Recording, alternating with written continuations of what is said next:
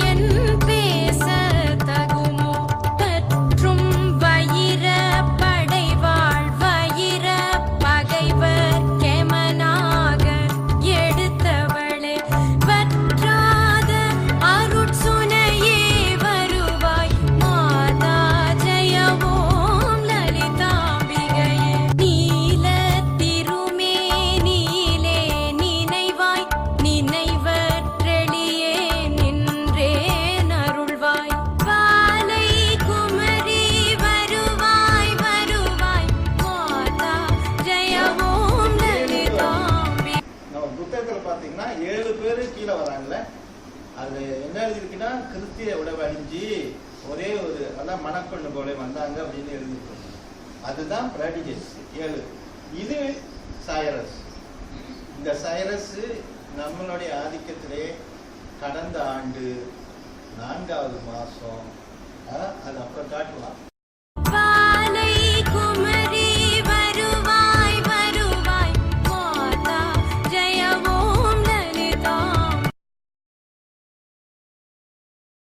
இது வந்து நீலத்திருமேனி, இதுதான் ஐசிஸ், இதுதான் கால பைரவி, இதுதான் ஐசிஸ். ஐசிஸ் சொல்லும் போது இஸ்ராயல் அப்படின்ற வார்த்தைக்கும் அதுல சம்பந்தம் இருக்கு. நான் அதுக்கெல்லாம் போல, ஏன்னா அது வந்து இன்டர்நேஷனல் பத்தி. ஸோ ஆனா அவங்களுடைய ரூபம் வந்து நீலத்திருமேனி தான், சரிங்களா? ஸோ இதுதான் கால பைரவி. இந்த கால பைரவி தான் நமக்கு இன்னைக்கு அனுக்கிறதுக்கு போகிறது. அந்த கால பைரவியின் துணையாக மேல நீங்க பாத்துக்கலாம். கால பைரவா அவனுடைய ஆதிக்கத்திலே அதனுடைய பிரகாசத்தை பெற்ற கால பைரவி இன்னைக்கு உங்களுக்கு ஆசீர்வாதம் செய்யப்படுறாங்க. இது இப்ப நடக்கல, இது காலகாலமாக யுகமா நடந்து வருகிற உண்மை. ஸோ இதனுடைய ஆதிக்கத்தை நீங்க எப்படி பார்க்கலாம்னா, கெட்டிங் ரெடி அப்படின்னா திருக்கல்யாணம் நடக்க போகிறது. திருக்கல்யாணம் சும்மா கோயில்ல இல்ல இருக்கு, திருக்கல்யாணம் பிரபஞ்சத்துல உண்மையாகவே நடக்கிறது. நட்சத்திர மண்டலம் கூடிருச்சு. இது நான் முதல் சொன்ன மாதிரி இங்க இது சின்ன விஷயம், இது இங்க சின்ன விஷயம், பிரபஞ்சத்துல இது பெரிய விஷயம். ஏன்னா எப்பொழுதுமே இந்த அளவுக்கு நட்சத்திரங்கள் கூடுறது இல்லை, இந்த ஆணி உத்தரத்துல கூடுது.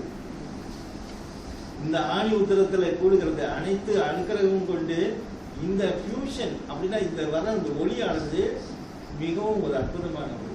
நம்மளுடைய வாழ்க்கையே நம்மளுடைய இவ்வளவு நேரம் தெய்வீகத்தை பற்றி தான் பேசினேன், இப்பொழுது கொஞ்ச நேரம் சொல்லுறேன். நம்மளுடைய இந்த இன்னைக்கு 26ஆம் தேதி இதை உண்மையாகவே நம்பினால், நிச்சயமாக இது உண்மையில நம்பியா அந்த காலபைரவியினை உண்மையாக அனுக்கிரகம் செய்தால் நானும் அதுக்கு தகுதியானவள் அப்படின்னு உண்மையா நம்பினீங்கன்னா உங்களோட வாழ்க்கை மாறிடும், உங்களுடைய அந்த வாழ்க்கை தரங்கள் மாறிடும். ப்ராஸ்பரிட்டி, ஏன்னா சுக்கரனுடைய இது சுக்கர திசை, கற்பகம் போலுடைய மூக்குத்தி வைரம், வைரம் வந்து ஈக்குவல் டு வீனஸ், வீனஸ்னா சுக்கரன், சுக்கரனால வெள்ளி. அது அந்த அந்த சுக்கர திசை ஓட போகுது, இது வந்து சுக்கர திசை போட போகுது. அப்ப கால பைரவியை உண்மையாகவே அவங்க அந்தம் அடைஞ்சாங்கன்னா நிச்சயமாக என்ன வேணும் இந்த உலகத்திலே அதெல்லாம் அதெல்லாம் தாராளமா வந்து சார். இது வந்து உலக வாழ்க்கைக்கு அம்பிகை கொடுக்கிற உத்தரவாதம். So this is what our ancestors saw, the soul becoming one with the great god Osiris in the constellation of Orion, which was the symbol for Osiris. And the star system Ceres was for Isis.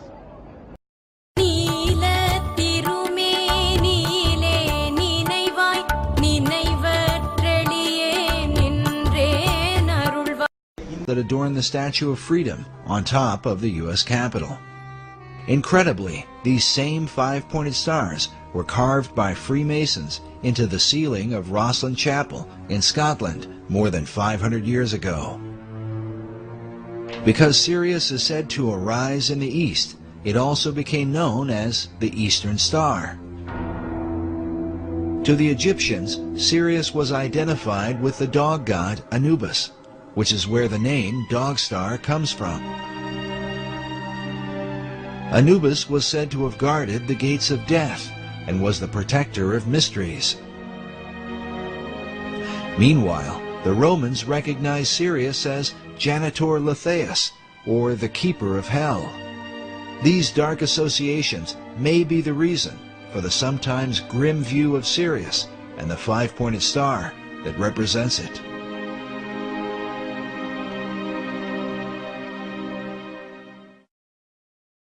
But Sirius was also associated with the Egyptian goddess Isis, and here, as we connect the dots, a more complete picture begins to emerge. For the Egyptians, the rising of Sirius in the east preceded the annual flooding of the Nile River, which for them was a magical event.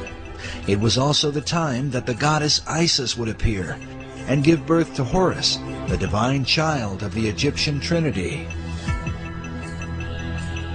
The all-seeing eye is also called the Eye of Horus, and in Freemasonry, Horus symbolizes the Masonic concept of a Christ.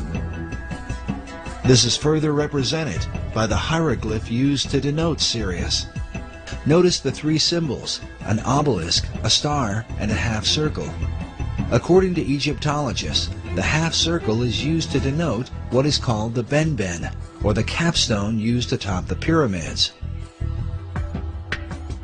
Throughout all history, it has been said that the capstone to the Great Pyramid of Egypt has been missing, which is why the all-seeing eye of Horus floats in its place above the pyramid on the back of the dollar bill. According to occult philosophers, the light which illuminates the eye comes not from the sun, but from the dog star Sirius, as is demonstrated by this illustration of the blazing star of Masonry, centered by an all-seeing eye. As Robert Balville writes, in many esoteric traditions, the return of the capstone of the Great Pyramid will signal the return of the Great Initiate, which, according to many prophecies, signifies the return of the Christ. Albert Pike describes the Masonic Trinity as expressed through Sirius and the symbols that are seen in most all Masonic halls. Notice this image with the sun on one side and the moon on the other, while the all-seeing eye sits in between with light blazing behind it. Pike writes that the sun and moon represent the two grand principles, the male and the female. Both shed their light upon their offspring, the blazing star, or Horus.